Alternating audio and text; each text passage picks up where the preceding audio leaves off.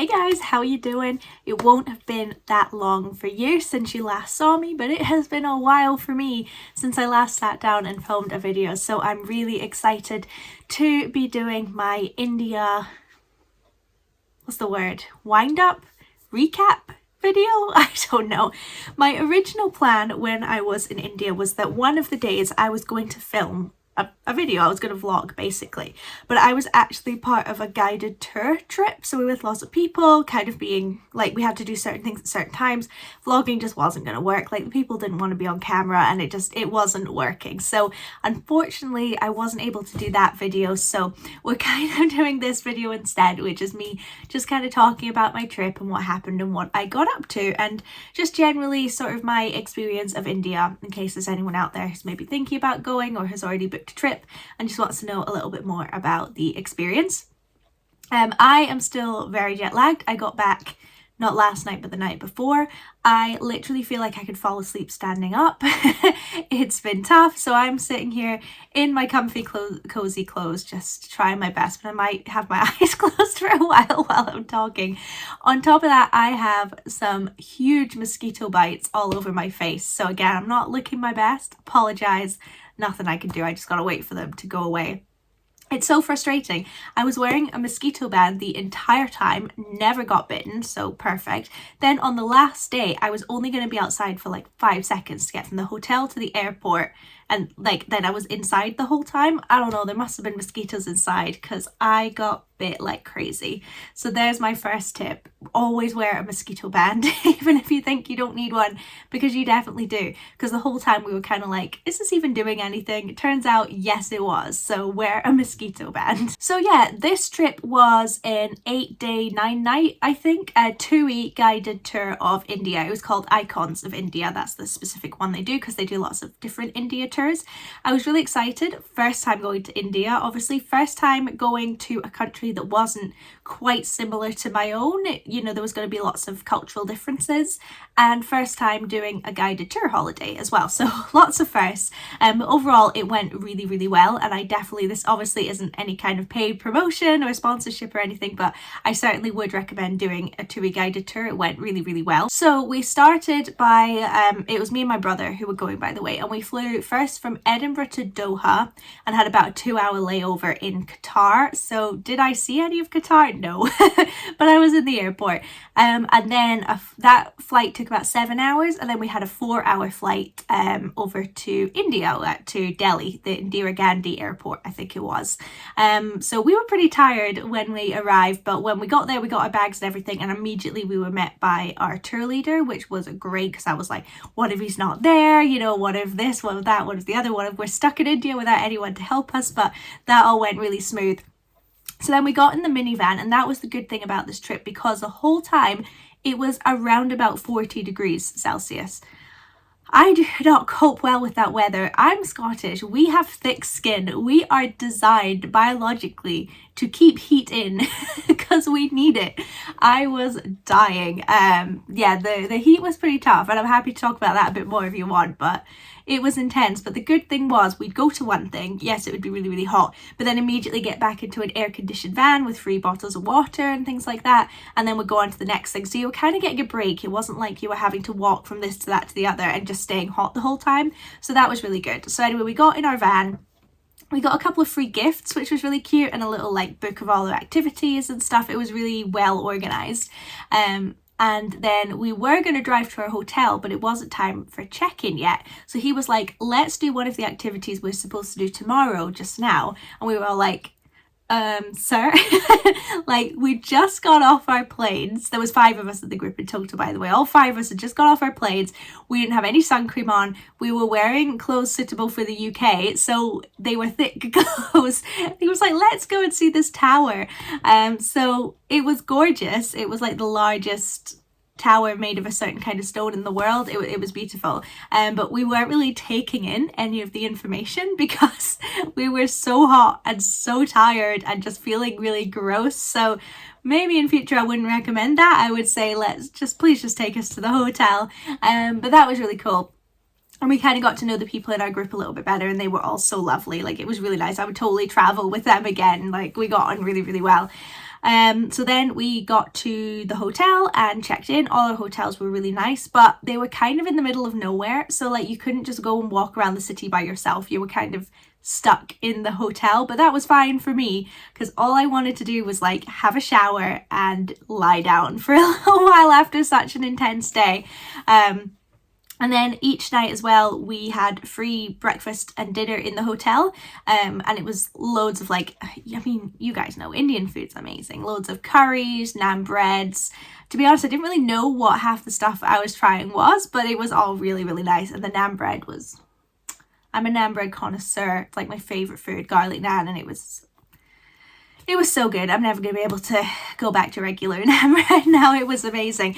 That being said, we all did get a bit of curry fatigue because it was curry on offer for breakfast, lunch and dinner. It wasn't like you had different breakfast foods. It was all the same food. So getting towards the end, it was like, we would like to maybe not have Indian food just for one meal. So we started to go to places for lunch where we could get like pasta and things like that. But no, it was great. All the food was amazing. I didn't have anything. I was like, ooh, no, don't like that. So that was the first day. The second day was a full tour of Delhi, and I'm probably not going to remember everything that we did, but we first of all went to a mosque. It's I think the largest mosque in India, very outdoor rather than indoor. It was like a big open courtyard, and that was really cool. I didn't realize that Islam had such a big presence in India, so that was a really interesting thing to learn about. Got to know a bit more about Islam as well, and we actually saw quite a lot of mosques and Islamic architecture and things. I just fell in love with that. Gorgeous. But one thing, this trend started here and followed us the rest of the holiday. Indian people are in awe of white people. And I don't mean that in like they're so awesome, just like, whoa, there's a white person here, which is crazy because there's so many tourists in India and obviously they live in the capital. You think they'd have seen a lot of white people, but apparently not. And all they wanted to do was take pictures with us. Like that's all the adults and the teenagers wanted to do. So literally there'd be like queues waiting to take pictures with us while our tour guide was talking. We were kind of like, what? So eventually our tour guide was like, look, you can take pictures with people if you want. You can say no if you want. It really doesn't matter. But if you're a woman, don't take pictures with a man if a man's asking you, because they kind of use it for nefarious purposes. He didn't go into detail, but I'm assuming it's like scams and things like that. So I took a couple of pictures with women and then I was like, actually, I don't like this. I don't like being on someone's phone and I don't know who they are. So I just said no. I rather very kindly took pictures with the men so that we could kind of, you know, it didn't cause any anger or anything like that. And the children really liked touching my arms because obviously I was wearing t-shirts the whole time. And they loved just stroking my arms, going like, ooh. It was really funny. So I've got very mixed feelings about that whole experience. But I guess if you're white, or I guess anything other than, you know, Indian or a surrounding country, if you're going to India, just be aware that that might happen. And it can be a little intimidating. Our tour guide did have to call security at the mosques because we were just getting so crowded by people. And he obviously spoke Hindi, so he was sort of shouting at people, being like, you know, they're human beings, like, you know, they're not like a statue for you to take a picture with, which just kind of led people to disperse. But it was a crazy experience and a little scary sometimes, so that's just something to be aware of. But the mosque was really good. Then after that we went for a little walk around some of the streets, which was nice, because I wasn't sure we were going to get to do that. And oh my god, Delhi is insane. The roads, the streets, like, it's so busy. I mean, I live in a country where the population is smaller than the city of London. Like the whole country, there's less people in it than in London. So, I mean, I live in a country with a pretty small population. So it probably was a bigger adjustment for me than it would be for most people. But there's so many people. It's crazy. But you do actually find that you start to get used to it. Like, originally, like if you're in the street, you're trying to stay out of people's way and blah blah blah, but then after a while you're like, I physically cannot stay out of people's way, so I may as well just do what I'm doing. You know. And the streets were crazy as well, like the roads and stuff, but you know what, it was insane. There was no rules, there was no order, never saw an accident, never waited in a queue. Like the traffic kept moving, so obviously something's working with that. So, you know, gotta give him props for that. It works, but it is just very overwhelming. But he walked us to an outdoor spice market, so we got to have a little look there and went along some streets while we got there, bought some spices as well. There's lots of rules about things like that. Like we could only buy spices that were packaged. We couldn't buy like free spice, because there's different like dirts and bits of air and stuff in them that our stomachs just wouldn't be used to. Lots of things we weren't allowed to eat because it wouldn't sit well with European stomachs. It was just very interesting. And then on the way he got us some street food as well, which was really cool. It was really nice to try that. And then we got on a tuk-tuk, but they're not called tuk-tuks in India. I think that's Thailand, isn't it? They're called rickshaws. There we go. We got on some rickshaws, which was awesome. I was really hoping we would get to do that because it wasn't in our itinerary, but we did. So that was really cool. And then we went to another market and just generally it was basically just looking around on this day. And then we went to a Sikh temple, which was amazing. Never been to a Sikh temple before. I had been to a mosque before. And that was really cool. Gorgeous, gorgeous. And there was some kind of holiday, religious holiday going on as well. So it was like really decked out. It was amazing. And a big thing about Sikhism as well, if you don't know, is that they're all about giving. So, anyone rich, poor can go to the Sikh temple and get free food. So we got to have a look at the kitchen. This like mass production of making all this food for these people. Our tour guide was like, you guys can have some food, like why don't you go get some food as well? And we were like, like even though they say it's for rich and poor people, we don't really want to be taking free food from people who have maybe come because they really need to eat that day. And we kind of explained that to him. He was like, it's fine. And we were all just kind of like, I don't know, it just doesn't quite sit right with us. We don't know the situation of everyone, and we don't want to seem like, those white people coming in just being like, I'll take that, I'll try this fun little experience. I don't know, it just didn't sit right with any of us. And that's one thing I quite liked about our group. We all kind of had similar feelings about things like that. It wasn't like one person was like, no, let's do it, while everyone else was like, oh, no. So that was quite nice. And I think that was pretty much our Delhi day. So, and by the end of that day, we were exhausted as well, because obviously it was our first full day. We were a bit jet lagged, so it was nice to kind of just go back to the hotel. So then the next day, we actually checked out and we travelled across to Agra, and that was about a 3-hour drive away, which again was quite nice to kind of see the countryside and that kind of thing.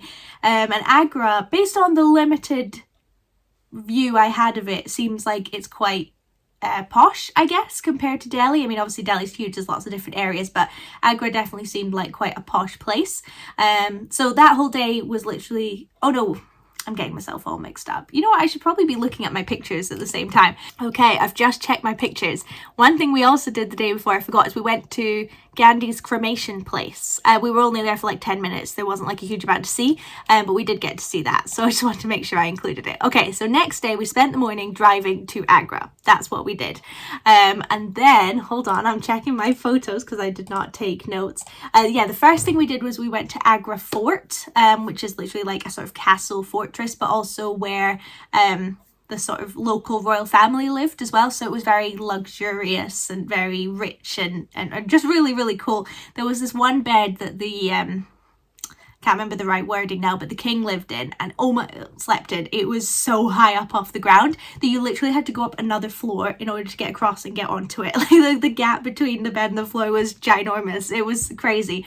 So crazy how these rich people live. From there, we went to a local hotel and we had afternoon tea outside. By afternoon tea, literally tea in the afternoon, not like scones and stuff like that. And that was amazing. That was so nice. The 5 of us just getting to sit under the shade of a tree, looking at the Taj Mahal, because if you don't know, that's where the Taj Mahal is, having tea. That was a really cool experience. And something that you wouldn't really get otherwise. Like, we only really got that because we were part of this tour group, and I loved it. That was one of those moments I was sitting there thinking, like, who else on earth is getting to do this right now? Like, I am so lucky.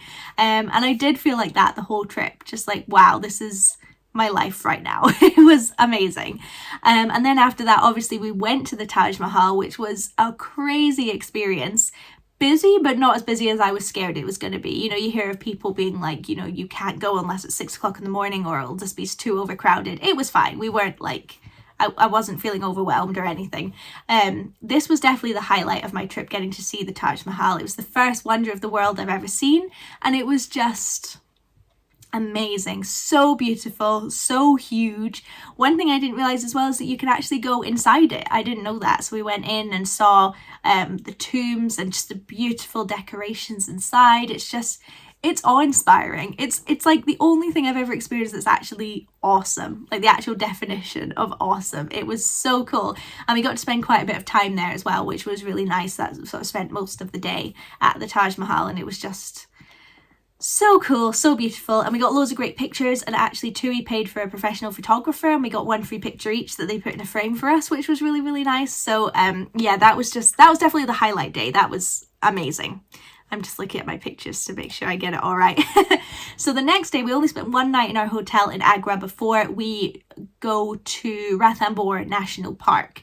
And that was about a 2.5 hour train journey away. So that was quite cool. We got to take a train just for the purpose of getting to experience it. It wasn't like the only way to get there or anything. So that was really cool, getting on an Indian train. It wasn't particularly different to a train in the UK, but it was cool to do.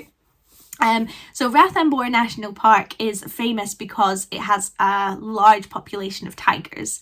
And when I say large, I mean there's about 50 tigers, because obviously there's not that many tigers in the world. What are we doing? So there's lots of safaris there. So we stayed in this lovely sort of safari hotel. It was really cool. So we arrive that day, pretty much the whole day was just traveling in the train, and we arrive at the hotel and just kind of chill out and relax, and that was really nice. So then the next day we start at 6:30, actually 5:30, to be picked up by our jeep to go onto our first tiger safari and actually go into the national park. And it was gorgeous. People used to live there, and there used to be like different temples and stuff, so there was loads of these like crazy cool ruins with big trees coming out of them, like even without the animals. It was really cool. So unfortunately, I'll just tell you now, we didn't see any tigers. They're very, very rare, and the national park, like, people can go in, only makes up about 20% of the whole thing, so the chances of seeing a tiger are pretty slim. Plus they're nocturnal, so chances are you're really not going to see one. But we saw some really cool birds. I'm not a bird person, so Lord knows what they were. We saw some monkeys, we saw some antelope, some deer, you know, things like that. So that was a really cool experience. But my God, did those car bench seats hurt. Like, my butt was in so much pain because you're out for about 3.5 hours, so it was intense, and it was very bumpy as well. So we did that. So we finished that about 9-10 o'clock in the morning. We had some breakfast after that, and then we had free time till about 2:30 when our next safari was going to be. So I went for a swim in the pool, which was lovely. It was so, because it was sheltered by the trees, and again, it was one of those, like, I'm swimming in India right now, like, this is absolutely insane. So that was a really cool experience. And then me and my brother, we both just had a nap and just kind of rested. And then the rest of the group, including my brother, went off to do the afternoon safari. But I was actually like, you know what, I need a break, because although it probably doesn't sound like it, this was a busy holiday. You rarely had a second to relax. Like, we got back late each day, had dinner, you know, you had to shower, then you have to go to bed to get up early for the next day. Like, it was a lot. Amazing, but it was a lot. So, and I was like, you know what, the chances of seeing a tiger in the afternoon, as they said, is very, very slim. So I'm just going to take my chances. I'm not going to do the safari. So I just sat and read. I had some more naps. I could have slept forever. And I was really glad I did that, because it kind of helped me cool down a little bit, just sort of chill out. I felt much more ready for the next day. So they didn't see a tiger, so I didn't miss that out. But they did see a sloth bear, which is apparently even rarer than seeing a tiger. So I suppose I missed that, but I'm still happy with my decision. So then the next day we did another 6:30 safari. That one was amazing as well. Didn't see any tigers, but we did see some crocodiles and some cool little birds and way more monkeys. We had really cool monkey experiences as well. So that was really cool. So I was really glad I did the morning ones, and they weren't too hot either as well, which was nice. The 2:30 one, I was like, that might be a little bit too hot for me. And then after that we drove to Jaipur, which was about 4-hour drive. So that's pretty much all we did that day, the safari and then driving to our hotel in Jaipur. I'll tell you one thing we did do in Agra that I completely forgot about. The night we stayed in Agra, we did a Bollywood show. That was an optional experience that we paid extra to do, so you didn't have to do it, but we wanted to. And it was kind of telling the tale of the Taj Mahal and the husband and wife and how it came to be, all with Bollywood music. It was amazing. It was so camp. It wasn't like 100% fully rehearsed. Like, everything about it I was just obsessed with. It was so good. So if you get a chance to do a Bollywood show while you're there, 100% do it, because I had so much fun. And the seats were comfy. We had headphones with it in English. We got chips. So all us British people were thrilled. We had chips. We were good. So now we're in Jaipur. And by this point, we were starting to get quite tired, all of us. And like, the heat was really starting to get to us. So our full day in Jaipur was tough. We loved it, but it was tough. So we started out at a palace, which was like way up on a mountain, because Jaipur is kind of covered with mountains. Oh my god, my emails are popping off. So that was really cool. It was a gorgeous palace. We'd kind of seen similar ones already, but you know, it was really cool. But getting that view over Jaipur and over the mountains, and it kind of had like a Great Wall of China kind of wall running along it. So that was really cool. So we did that, and then we went down to, did we do the observation deck next? Observation deck. Oh, one thing, we went, Jaipur is known as the Pink City because a lot of its buildings are pink, so we got to take some photos there. We got to see a snake charmer as well, which was cool. And then we went to, it's like an observatory, but it's completely outdoors, and it's like one of the earliest observatories where they were using, you know, like shadows from the sun to tell the time and stuff. Really interesting. My god, it was so hot, because not only was it as hot as the other days, but it was like accumulative. We'd been so hot every single day and never really had a chance to cool down that it just was a bit much. And this was fully outdoors right in the middle of the day. So one member of her group actually started to black out. So she had to go sit on a bench, and I started to feel really, really nauseous. We all had deli belly by this point as well. So I was like, I cannot be feeling nauseous right now. It's not going to end well. So I actually had to miss out on the observatory, and I just went and sat on a bench under a tree and just kind of had my fan and cooled down a bit, which I'm glad I did, but I did feel a little bit rude to the tour guide who was showing us stuff, but I just couldn't be out in the sun that much longer. But then I kind of rallied around, and we went to another palace, but this was more like a museum. So it had loads of cool like saris and like old-timey weapons from the Indian Army, you know, loads of cool stuff like that. So that was really cool to see. But definitely by that point we were all like tired and hot, and we knew that we were pretty much going to be going home soon. So I think we were just a little bit like, I think if it had been cooler, like if we got a different time of year, we would have been feeling all right. But I think that last day we all agreed, like, I'm glad we're not staying any longer, basically. Even though we were loving it, it was like, we're good. So then the next day was literally just travel from Jaipur back to Delhi. So again, that was about 4 hours because it's kind of in a triangle. So we did that. We said goodbye to our guide, checked into our new hotel, which was by the airport, and just sort of chilled out, got ourselves ready. And then the next day we traveled back. So we flew to Heathrow and then up to Edinburgh after that. And it all went really well, thank goodness. It was a 9-hour flight and then an hour flight. So nothing too bad, although I'm glad not to be going on a plane for a little while. I'm kind of sick of them. But I appreciate I've been talking very fast. This has kind of been a whistle stop tour, but my trip to India was amazing, like a proper life-changing experience. I loved it. Would I go back to India? Probably not. I feel like I've really got everything that I wanted to get out of going to India. But that being said, I loved it. If anyone ever gets the chance to go, I would highly, highly recommend it.